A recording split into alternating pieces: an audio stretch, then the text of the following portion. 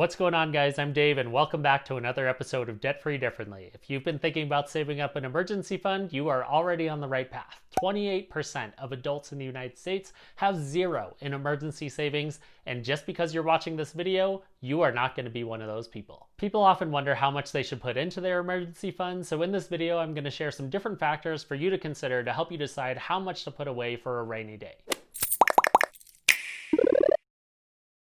When you have an emergency fund, you can live for a few months with zero income, like if you lost your job, or you could cover a huge life expense that might surprise you, like a medical bill or a home repair. Not only does an emergency fund help cover whatever life can throw at you, you can also use it to stay out of debt and avoid a pretty brutal downward financial spiral.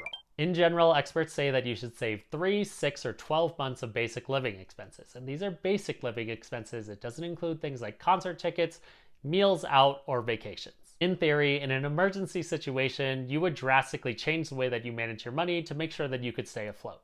So if you've been thinking that you actually need to save 3 months of paychecks instead of 3 months of expenses, the amount might actually be a lot less than you thought. Let's start with 3 months of expenses, the smallest emergency fund that pretty much any expert recommends. Even if you watch this video and decide to save 6 months or 12 months of expenses instead, you still need to save 3 months in order to get there, so it's a good number to calculate and have in the back of your mind. Here's who I think a 3-month emergency fund makes a lot of sense for. Your job is incredibly stable with regular, consistent paychecks that aren't seasonal. You're a full-time employee, not a contractor or a freelancer whose job could be cut unexpectedly.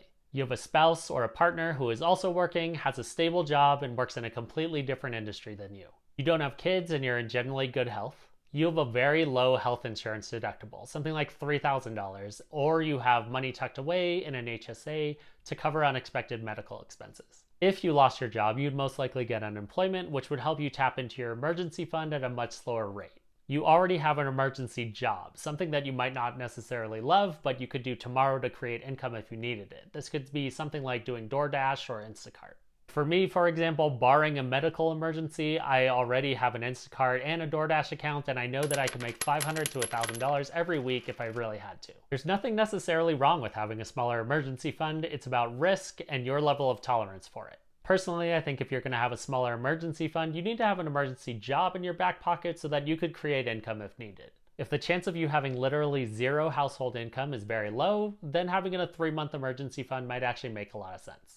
When someone else is working or you have other ways to create income, including if you received unemployment, your 3-month emergency fund might actually be able to stretch to a 3 to 6 month emergency fund if you cut back on some of your expenses. Let's look at a 6-month emergency fund, which is probably the amount that you've heard people talk about the most. It's kind of the Goldilocks standard of emergency funds. I think 6 months makes a lot of sense for a lot of people, and if some of the following things apply to you.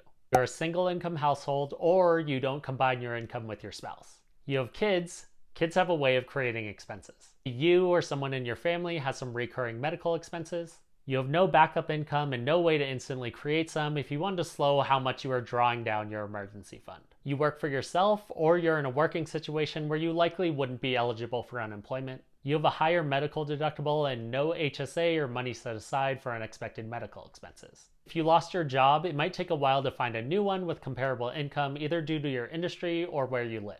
You have a rental property that you don't own outright, and you don't already have money set aside for vacancies and unexpected expenses.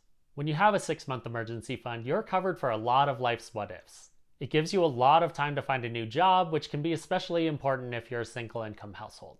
That brings us to the 12-month emergency fund, the unicorn of emergency funds that most people think is overkill. Now, why could having a lot of emergency money be bad? When you have a lot of money in an emergency fund well into the 5 digits, that money isn't being invested, being used as a house down payment, or creating passive income for you. When you have that much cash sitting in a bank instead of working for you, the effects on your net worth can actually be pretty significant. That being said, it doesn't mean that no one should have a 12-month emergency fund. In the end, it's your money and it's about what makes you feel comfortable. In addition to the things that you consider with a 6-month emergency fund, here are some other things to think about. Maybe you work in an industry with very long sales cycles, or your income is very seasonal or fluctuates. You or someone in your family has significant recurring medical expenses. You've previously experienced a long period of unemployment, and you know that that's common either in your area or your industry. You have another person who's working in your household, but they're planning not to work for some extended period of time, like if you have a baby on the way. A year-end bonus or some other major money event is a very large percentage of your overall income, and you haven't set any of that aside from the previous year.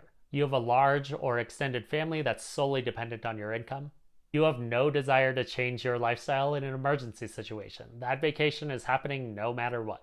Maybe you're just really risk averse and having a larger emergency fund helps you sleep better at night. While more people will likely fit into that 6-month bucket instead of the 12, I don't think it's unreasonable to have a 12-month emergency fund if some of those scenarios or others apply to you. Whether you want to have a 3, a 6, or a 12-month emergency fund, you know your situation best. Everyone is wired differently, so you want to feel comfortable with your situation and the amount that you have saved. While you're being responsible and starting your emergency fund, you do want to make sure that you're not over or under saving. Of course, if you like this video, please give it a thumbs up, share it with a friend, or subscribe to my channel. Thanks so much for watching, and I'll catch you on the next episode of Debt Free Differently.